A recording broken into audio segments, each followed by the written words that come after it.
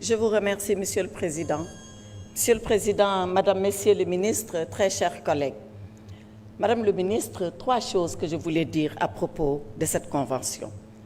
La première, c'est que nous voterons l'autorisation de la ratifier. Nous le ferons parce que nous en connaissons l'importance, le sens et la portée. Moi qui vous parle, j'étais avocat et j'étais plaidé au Maroc.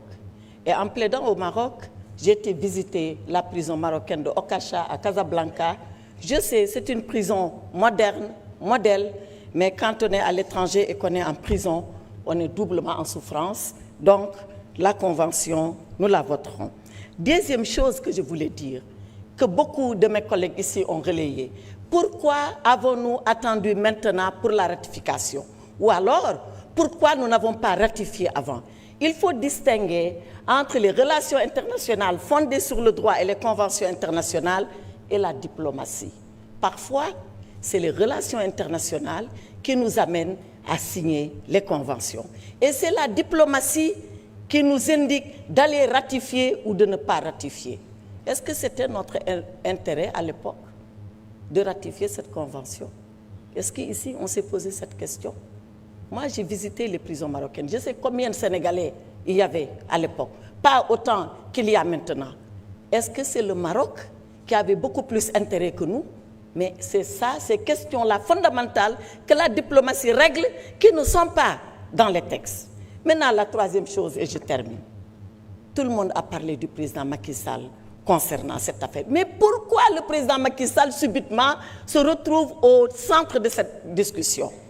Parce que il y a ici au Sénégal de soi-disant juristes qui sont d'ailleurs comme le médecin Diafoirus dans Le Malade imaginaire, qui ne connaissent rien au droit, qui sont au droit ce que ce médecin est à la médecine, qui ont dit oui, la loi concerne le président Macky Sall. Et tout le monde s'est mis à parler, à épiloguer, et il a fallu que Madame la Présidente de la Commission, que je salue au passage, Madame Fatou Diop Cissé, qu'elle sorte un communiqué pour dire le président Macky Sall n'est en rien concerné. Et qu'est-ce qu'on a fait après? On a fait courir la rumeur. Oui, c'est pas le président Macky Sall. Mais le roi du Maroc lui a demandé de partir. On est parti de rumeur en rumeur. On a enflé cela. On a été chercher un petit site miteux et pouilleux pour dire que c'est eux qui ont dit ça. Et quand la rumeur a fini de s'enfler au Sénégal, qu'est-ce qu'ils ont fait, les Marocains? Les Marocains, ils ont peint le président Macky Sall sur leur mur et lui ont dit « Ahlan wa sahlan ». « Ahlan wa sahlan Saïd Raïs ». Voilà ce qu'ont répondu les Marocains. Alors arrêtez ce débat, arrêtez les rumeurs. La rumeur, elle n'a jamais donné à manger à la fin de la journée. La rumeur, elle n'a jamais fait signer un contrat de travail. La rumeur, elle n'a jamais rendu heureux. Soyons sérieux entre nous et parlons de choses sérieuses et faisons avancer le Sénégal. Ahlan wa sahlan, président Macky Sall. Il a choisi de vivre au Maroc parce que c'est sa liberté. Et il l'a dit avant de quitter le pouvoir. Allez regarder les archives. Chaque fois qu'on lui a dit « Qu'allez-vous faire, Monsieur le Président, si vous quittez le pouvoir ?» Il a dit « Je ferai comme mes prédécesseurs. Je quitterai le pays pour ne pas déranger le nouveau pouvoir. Mais je n'irai pas en Europe. Je resterai dans un pays africain. » Et il est resté dans un pays africain qui lui a dit « Ahlan wa sahlan » et qui va continuer à lui dire « Ahlan wa sahlan ».